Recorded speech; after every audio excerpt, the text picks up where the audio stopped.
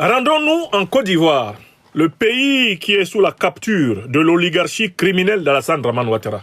Entré en politique dans ce pays à partir de 1989 pour le malheur des Ivoiriennes et des Ivoiriens. C'est dans cet état que la chose se présente ce soir, lorsque nous prenons la parole, pour constater que depuis plusieurs heures, bruit une nouvelle, qui n'est pas n'importe quelle nouvelle.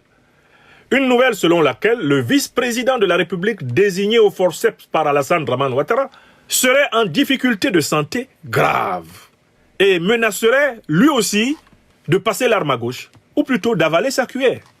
Il convient de rappeler de façon très utile à ceux qui ont la mémoire courte qu'Alassane Dramane Ouattara est le président le plus mortifère que la Côte d'Ivoire ait jamais connu.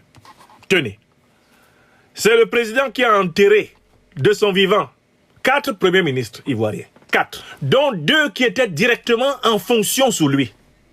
Jamais dans l'histoire de la Côte d'Ivoire, un premier ministre n'est mort en fonction avant l'avènement de l'individu lugubre, sinistre, ténébreux. Un individu ivocépeux, Ouattara Dramane.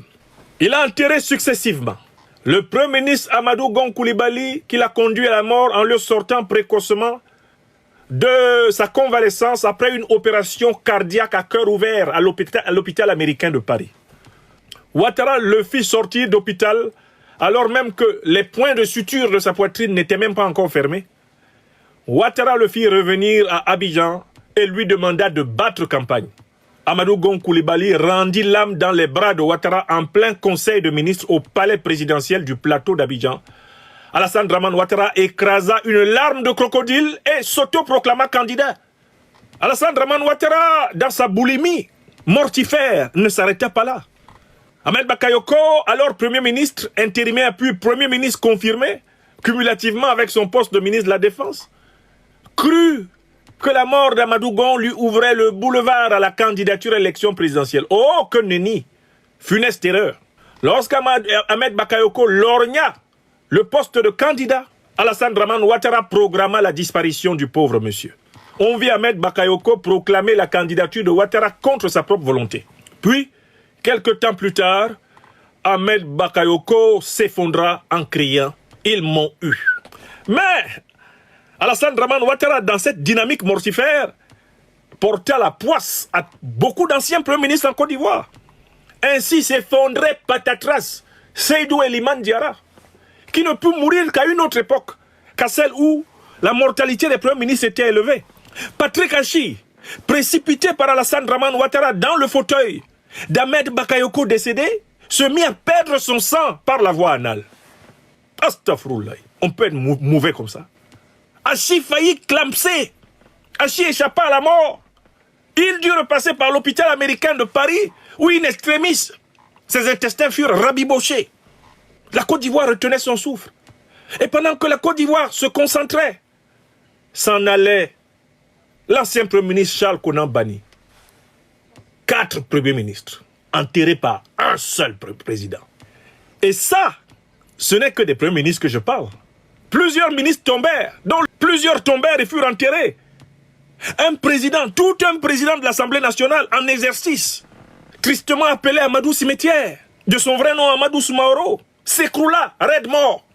Oui, Alassane Dramane Ouattara, le règne de la mort sur la Côte d'Ivoire.